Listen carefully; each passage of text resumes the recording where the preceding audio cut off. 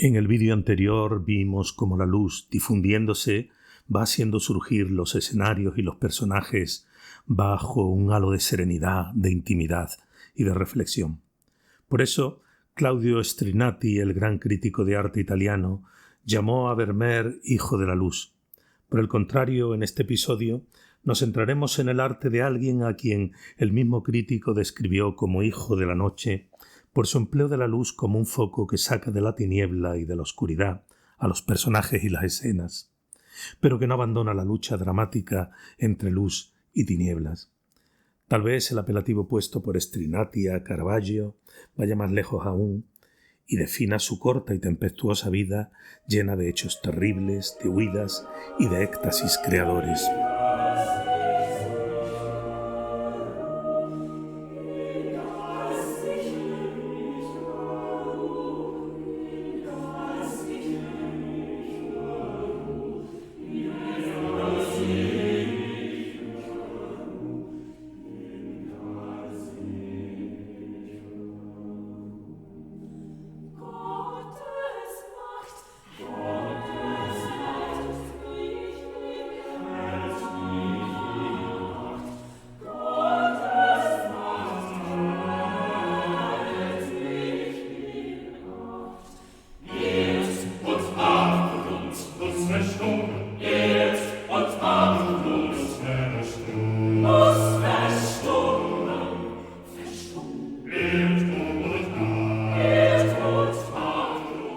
Michelangelo Merisi da Caravaggio nació en Milán en septiembre de 1571. Su apodo proviene del pequeño pueblo de Caravaggio, próximo a Milán, a donde su familia se trasladó intentando escapar de la peste negra. Sin éxito, parece, porque la pandemia acabó con su padre cuando él tenía apenas 5 o 6 años, dejándolo huérfano y en una situación muy precaria. La vida de Caravaggio estuvo marcada siempre por constantes peleas, escándalos y problemas legales. Era conocido por su carácter pendenciero y su tendencia a involucrarse en riñas callejeras. En 1606 mató a un hombre, Ranuccio Tomasoni, en una pelea, lo que le obligó a huir de Roma bajo amenaza de pena de muerte. A partir de entonces vivió como fugitivo en Nápoles, en Malta y Sicilia, donde continuó pintando obras maestras, aunque su vida se volvió cada vez más errática y violenta. En Malta fue encarcelado tras una nueva pelea, pero logró escapar. En Sicilia y luego en Nápoles su salud y estado mental se deterioraron, probablemente debido a heridas, infecciones y a las constantes persecuciones. En 1610, mientras intentaba regresar a Roma para obtener el perdón papal, murió en Porto Ercole.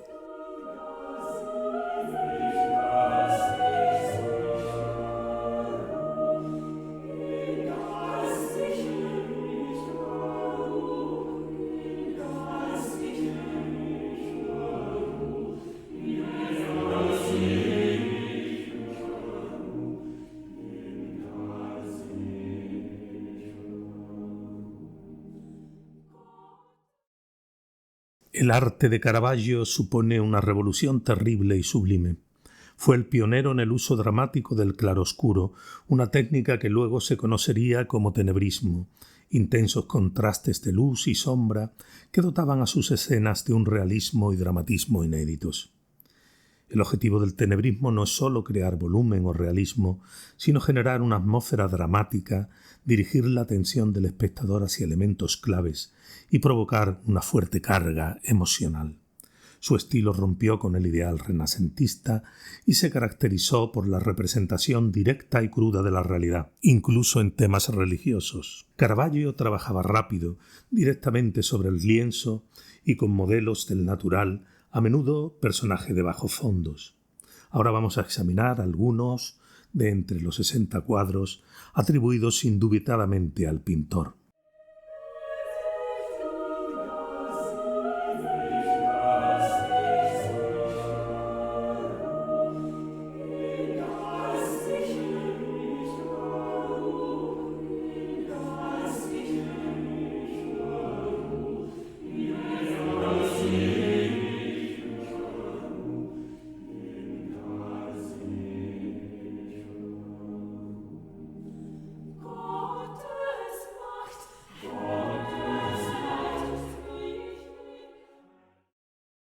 Judith y Holofernes, pintado en 1599 y actualmente en la Galleria Nazionale de Arte Antica di Roma, está basado en el relato bíblico del libro de Judith. Judith vivía en la ciudad de Betulia, sitiada por el ejército invasor asirio al mando del general Holofernes. Cuando la ciudad estaba a punto de rendirse, Judith, acompañada de su criada, se presentó en el campamento asirio y sedujo a Holofernes, quien le invitó a pasar la noche junto a él en su tienda. Una vez allí, lo embriagó y cuando cayó dormido lo decapitó con su propia espada.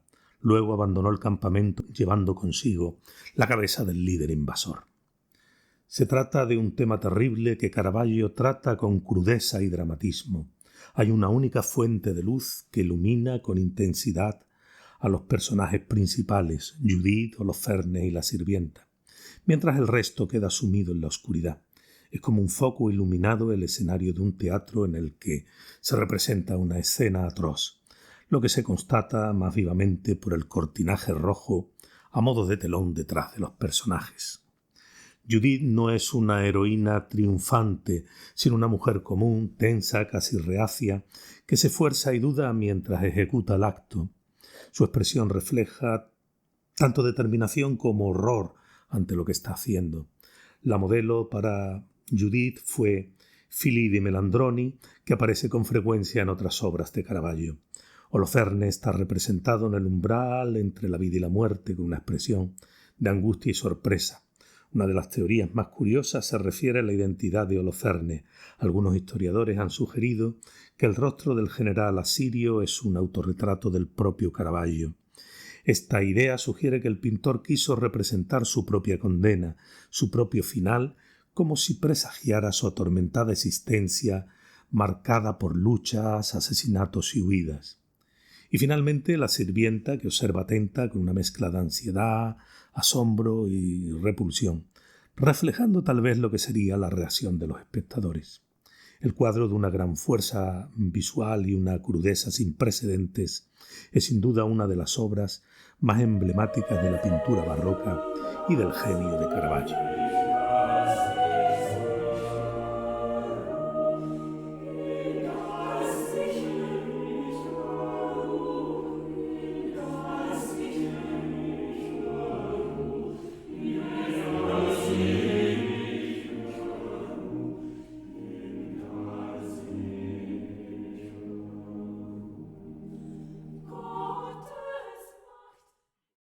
El martirio de San Mateo es sin duda una de las obras más extraordinarias de Michelangelo Merisi, pintada entre 1599 y 1600 como parte del ciclo de San Mateo de la Capilla Contarelli. Fue su primera gran composición, una obra con dimensiones monumentales, lo que supuso un desafío técnico y compositivo sin precedentes para el autor, quien hasta entonces había trabajado principalmente en formatos menores. El autor despliega en esta obra su inconfundible estilo a través de la técnica del claroscuro, llevándola a sus límites extremos, desarrollando lo que conocemos como tenebrismo, caracterizado por esa forzada iluminación que crea focos de luz dramáticos sobre fondos de profunda oscuridad. La obra representa el momento del martirio de San Mateo, según la tradición cristiana. El evangelista fue asesinado por orden del rey de Etiopía, Hírtaco, quien deseaba casarse con su propia sobrina Ifigenia, abadesa de un convento. Cuando San Mateo se opuso a este matrimonio sacrílego, el rey ordenó su muerte durante la celebración de la misa. Caravaggio sitúa la acción en primer plano, creando un efecto de proximidad que involucra directamente al espectador. La composición se estructura en torno al triángulo central formado por Mateo caído, su verdugo y el ángel que desciende desde las alturas. El espacio arquitectónico es mínimo pero simbólicamente relevante. Se intuye un altar cristiano con una cruz grabada en su frontispicio y una piscina bautismal en primer plano. La composición está cargada de movimiento que huye del centro, movimiento centrífugo. Todos los personajes parecen alejarse del centro de la acción, creando una especie de onda expansiva que refleja el horror del momento. El protagonista, San Mateo, aparece en posición yacente con vestiduras sacerdotales, el alba y la casulla, que lo identifican como el celebrante de la misa. Su figura de una humanidad extraordinaria No muestra terror sino una serena aceptación del destino. Mientras que el verdugo, el asesino, semidesnudo y de musculatura poderosa, con una desnudez que contrasta con las vestiduras sagradas de la víctima, estableciéndose así una dicotomía entre lo sagrado y lo profano, entre la civilización y la barbarie. Desde una nube celestial, el ángel desciende portando la palma del martirio, símbolo de la victoria del espíritu sobre la carne.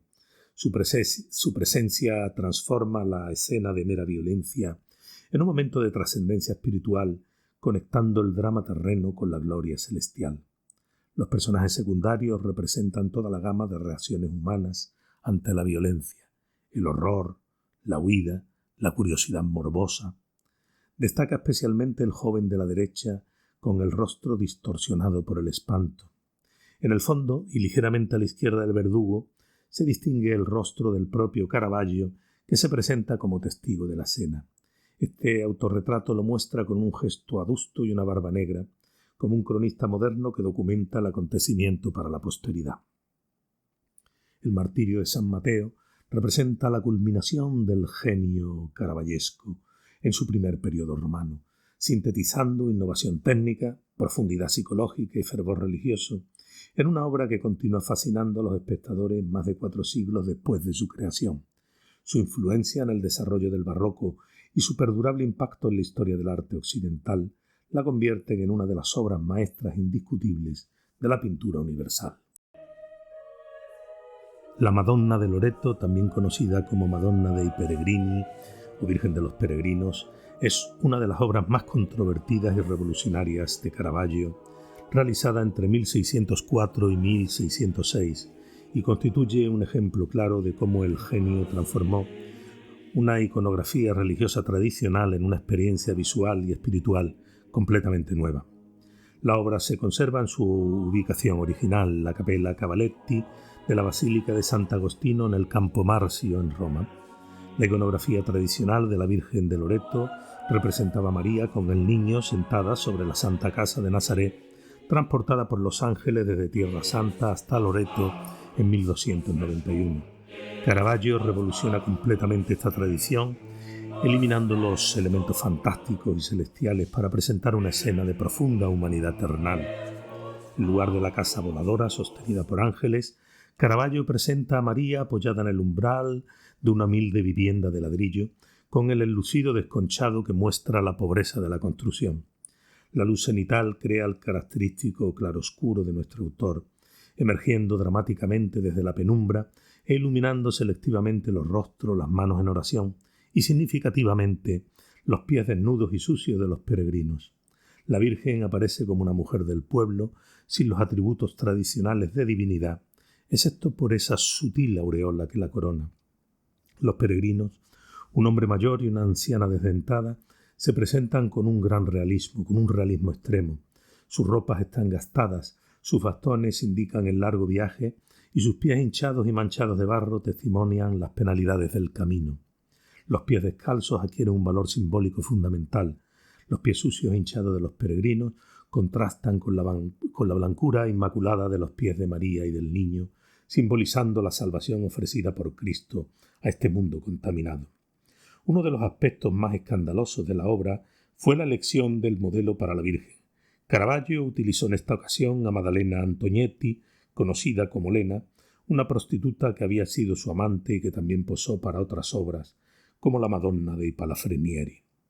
El uso de modelos de los estratos sociales más bajos para representar figuras sagradas constituía una de las características más controvertidas del arte caravallesco.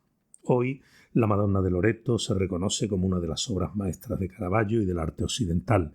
No se trata simplemente de un cuadro religioso, sino que es un manifiesto visual que proclama la presencia de lo divino en la realidad más humilde y cotidiana.